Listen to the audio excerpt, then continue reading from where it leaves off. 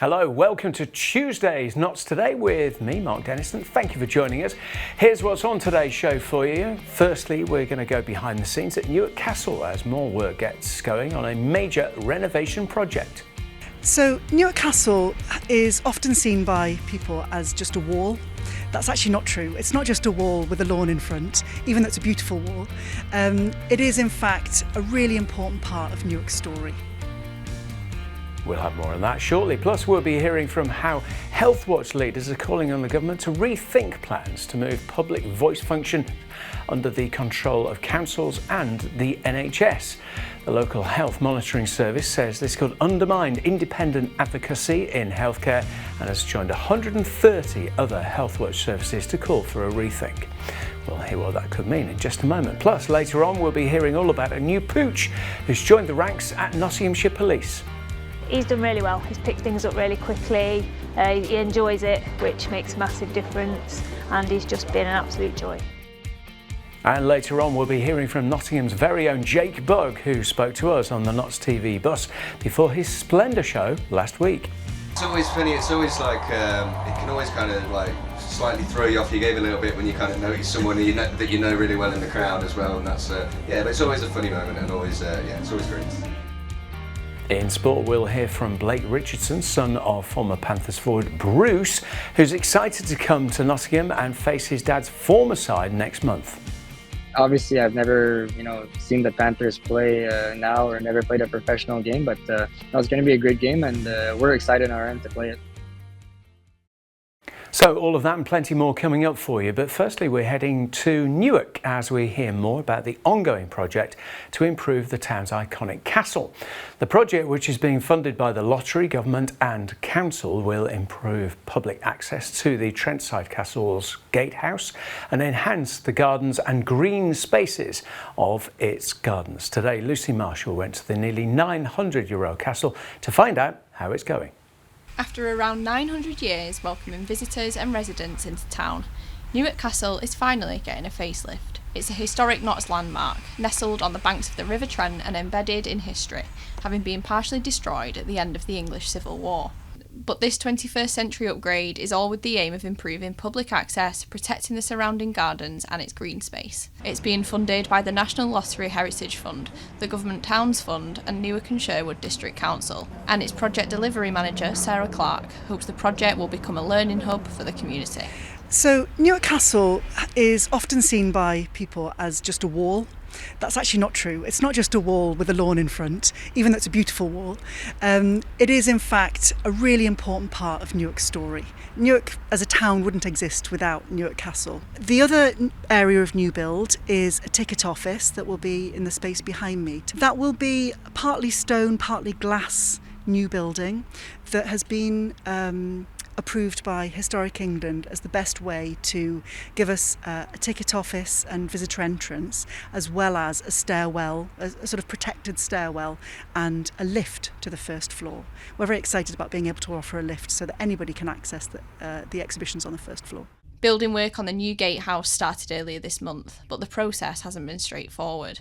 The castle is a scheduled Grade 1 listed monument, meaning excavating has been a complex task. Joe Player is a conservation architect on the project, who made an archaeological discovery just earlier today. Work started a couple of weeks ago, found some interesting archaeology this morning, and a few challenges ahead, dare say, and looking forward to seeing it through over the next 12 months. What did you find this morning? We found a historic wall, which looks like, if I can point over here, there's on the other side of the gatehouse, it's the reciprocal gatehouse for what looks like for where the moat went around the castle. So it's a potentially interesting development in the understanding of the archaeology and the previous history and development of the site.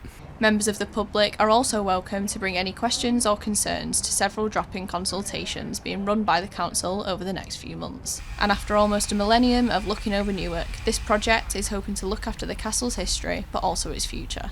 Lucy Marshall for Notts TV. Now it's time for our first guest on the programme. We're talking about healthcare. That's because Health Watch Nottingham and Nottinghamshire, the local branch of a national body which advocates and monitors NHS failings across the country, is joining 130 of the branches in criticising new government plans. Ministers are considering the closure of the scheme and transferring the powers to local authorities, the NHS and the Department for Health. But Health Watch leaders say it would undermine independent public voice. Joining us now to tell us more is local Health Watch CEO Sabrina Taylor. Thanks for coming in. Just in case people don't know what Health Watch does, can you just give us a snapshot? Sure. Health Watch is a patient and public champion for patient voice.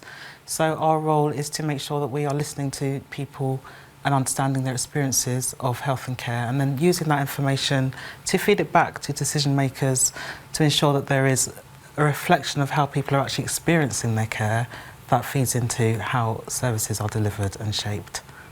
What are you most concerned about with these government plans then? I think the biggest concern that we have right now is the loss of independence. So one of the things that is really unique about Health Watch is that we are mandated within the Health and Social Care Act to legally be able to represent and raise the voices of individuals and patients. So we can do that independently without fear or favour.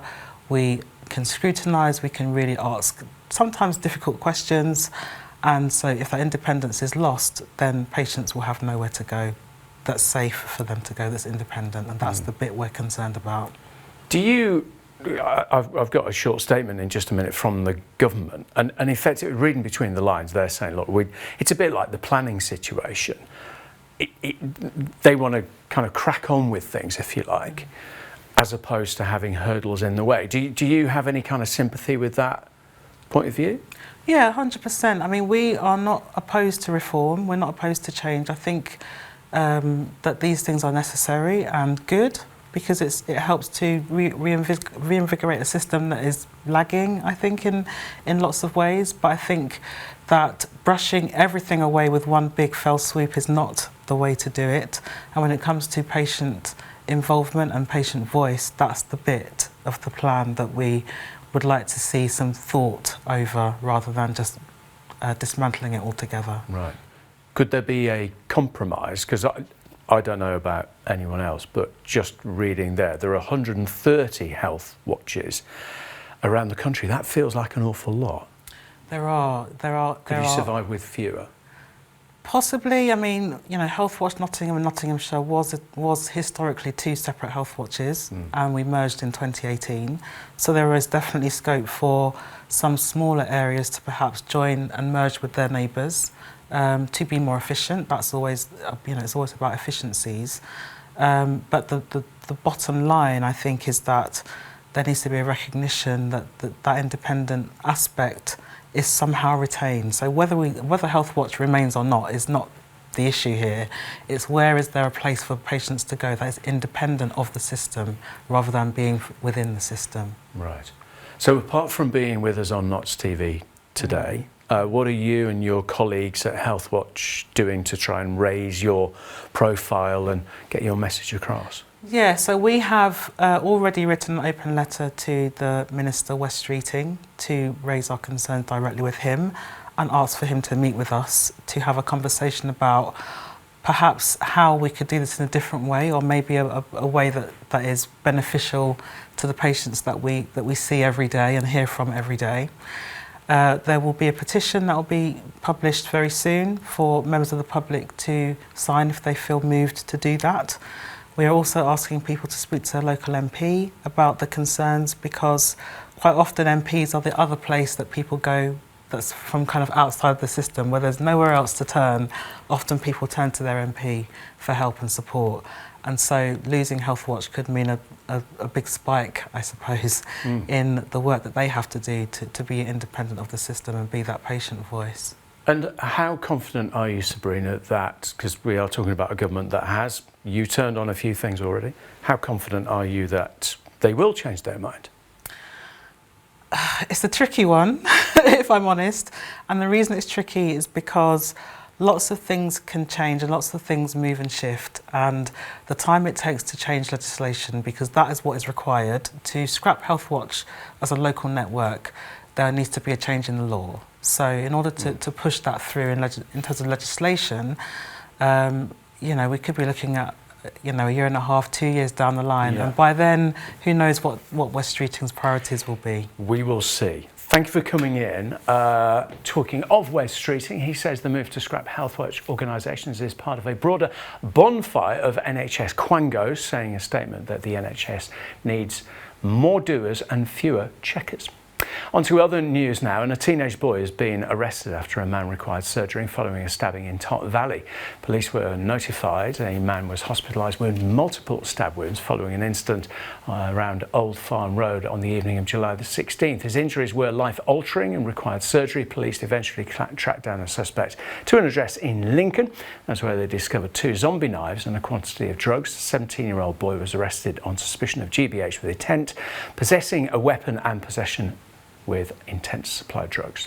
Next, a man has died following a lorry fire in Hocknall. Firefighters from Hocknall, Stock Hill, Eastwood and Arnold fire stations were called to Watnall Road on Saturday night, with several calls coming through to the control room around 11 p.m. Nottinghamshire Fire and Rescue Service said a 54-year-old man died following the fire, and the service was issuing its condolences to his family.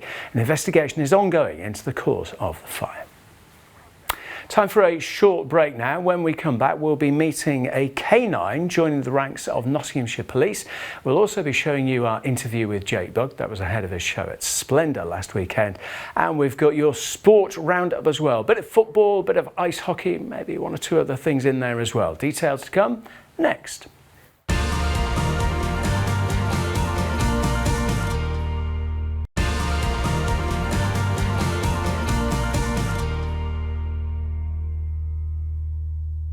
Hello, welcome back to Tuesday's show with me, Mark Dennison. Hope you're doing all right today. Here's what's happening in Notts today.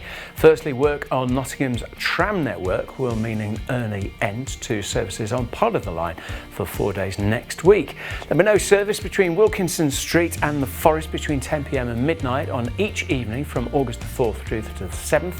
While those improvements take place on the line, a replacement bus service will operate between the 2 stations. Passengers have been urged to allow extra time for their journeys. Net says the work is taking place during the night to reduce impact on travellers. Police have launched a CCTV appeal following a burglary in Nottingham. The incident happened on Monday, May the 19th at about 3:20 in the morning when a man entered the property on Clarendon Street through an insecure window, conducted a search of the room before stealing various items, including a speaker and a purse. Officers have now released an image of a man they want to talk to. They say anyone who recognises the person on your screen now can call the police on 101. Staying with the force, and a dog given up by its previous owners has been welcomed into the ranks after completing weeks of complex training with an experienced handler. Police dog Gibbs, an 18-month-old Belgian Malinois, was recruited from a private owner earlier this year after proving too much to handle in a domestic setting. But he's now been trained by PC Nicola Crabtree and is past his extensive training. In a new video shared by the force, they've shown how he's been getting on. I'm PC Nick Crabtree and I've been on dog section and a dog handler for about 4.5 years. This is PD Gibbs. He is a Belgian Malinois. He's just over 18 months old.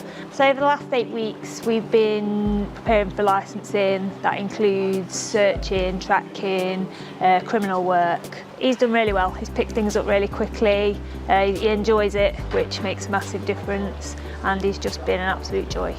I've always wanted to be a dog handler. I had to retire my previous dog, Mac, due to injury. I'm excited to finally get back out. I've been out of the game for a while, so I'll be excited to get him out and see what he can do. I love working with the dog, working as part of a team, and they just absolutely amaze me as to things that they're capable of. You're a good boy. Just talking to dogs. Moving on now, and if, like us, you were at Splendour last weekend, you might be feeling the blues now after what was a brilliant weekend. Woollerton Hall was packed with thousands of people who braved the weather to see the likes of Jake Bugg, Kaiser Chiefs, Sophie Ellis-Bextor and Natasha Bedingfield take to the stage for a massive sing-along. As usual, we were there with our big old Notts TV bus interviewing the stars. One of them was Clifton's very own Jake Bugg, who caught up with Emma Caldwell before his set on the Saturday. All right, Splendor 2025 with me, Emma Caldwell, day one, and we are joined on the back of the bus with a Nottingham legend. Jake Bugg is here. How are you? I'm good, thank you. How are you? I am very well. How has it been back in the Shire? Yeah, it's great to be back. I always love coming back, and especially to play as well, so really excited for the show. Yeah, see, we were talking about that before the interview. When were you last at Splendor? I think someone told me it was yesterday. It was about 12 years ago, I think. So, wow. So quite a long time ago. And but yeah, as I say, it's brilliant to be back, even if it's been so long. I love these kind of full circle moments where you're like, right, back on the stage, and it must be nice as well performing in Nottingham, because presumably you've got friends and family out in the crowd as well.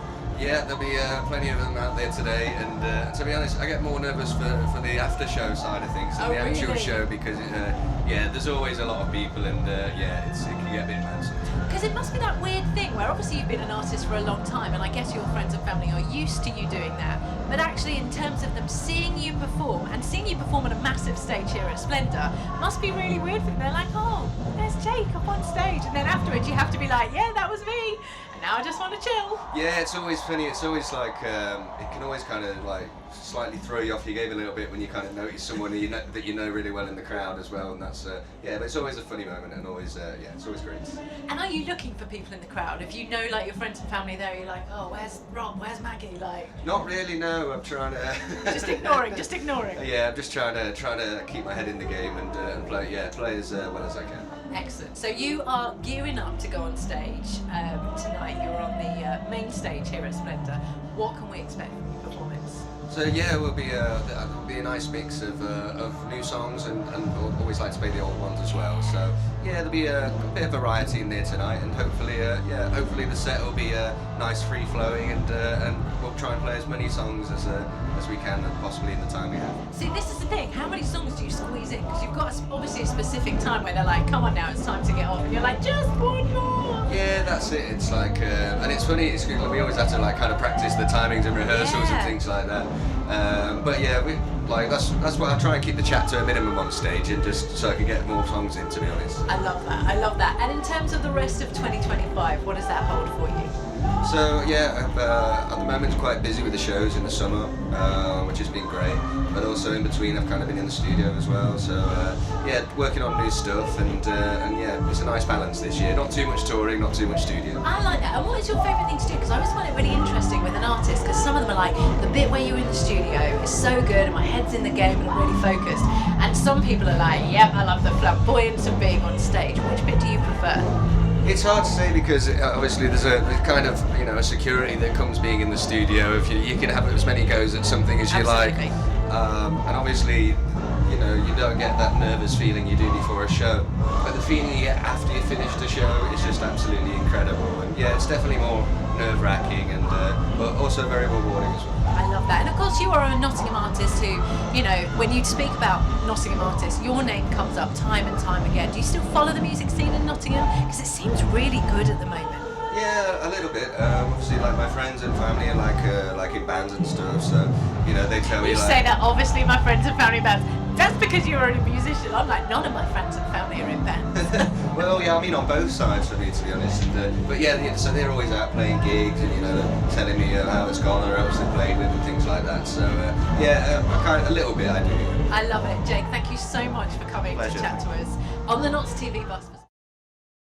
Thank you, Jake. Time now for your sport, and we'll start with the Nottingham Panthers, who shared a new interview with Blake Richardson, son of former Panther Bruce Richardson, who's preparing to travel to Nottingham for a match next month.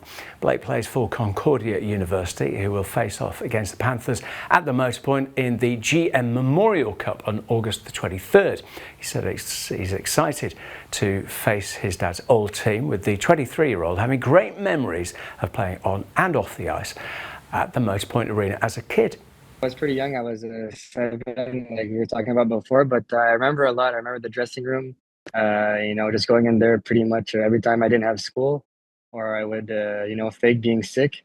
I'm just kidding. I would go to the dressing room and, have some fun there, and play with some kids like Kate Nielsen, Corey's son, and a lot more when they won the Challenge Cup. To be honest, I remember quite a lot. I'm pretty excited, to be honest, and I don't think it's sunk in yet, to be honest, and I don't know if it ever will, but I can't wait to be on that ice.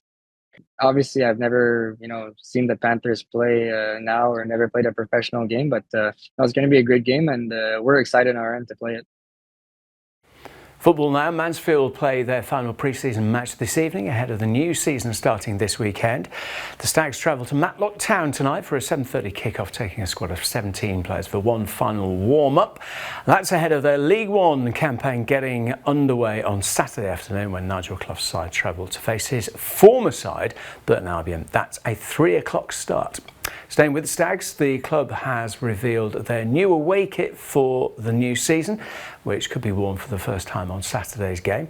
A deep navy blue colour has predominantly been used for this year's away shirt, with the club choosing a striking light blue design to be incorporated into the fabric of the top. The kit is manufactured by the new club partner, Aria, and went on sale to fans via the club store at the One Call Stadium this morning. Elsewhere on Notts TV, we're still showing the latest episode of the Notts TV debates. Francis Finn returned this month with another panel of local guests to chew over some of the big stories hitting the local, national and international headlines. That includes the government's welfare cuts and what should happen next with Nottingham Forest City Ground expansion. You can watch the whole show now on our website or YouTube channel. Here's some of the discussion on the City Ground expansion. I feel slightly differently about it. So I kind of think if they're prepared to put that level of investment in, I don't live in Lady Bay, so I can imagine that it must be hellish on match days. But if there are going to be these improvements that, and there's negotiations with planning and there's negotiations with police and traffic, so I guess principally it could be a good idea for Nottingham, but yeah, kind of a little bit. Are the people coming in and spending their money, Bruce? Is this how we benefit as a city? How are we benefiting? I look at it from a different viewpoint, really. I think we've missed an opportunity to expand properly and do the job properly. I think well, I was a lifelong Forest supporter and I love the City Ground, don't get me wrong, but wrong location, really. I think we've got the opportunity to do what Everton have done, a number of, Arsenal, Derby County, back in the early 90s, they were at the baseball grounds. Do a proper job. Yeah, so Derby County, I know arch rivals of the Reds, but they built a brand new stadium at Pride Park in the 90s. They moved it out of the city. Time now for your picture of the day, and this one of a spider nestled inside a leaf, taken by our very own Andrew Topping. He's a good one at Rainworth Woods. Don't forget you can tag us on socials, Notts_TV, to get your pictures shown on the telly. Weather-wise, been a bit of a grey and dull day today, and those grey clouds are going to turn into some rain this evening. 1 or 2 showers through the night, lows of 15 degrees tonight. Tomorrow, a bit more in the way of grey clouds. It should be mainly dry. Tomorrow's high is 23 Celsius, lows of 15 tomorrow night. And on Thursday, the sun is going to come out, highs of 24 and lows of 14.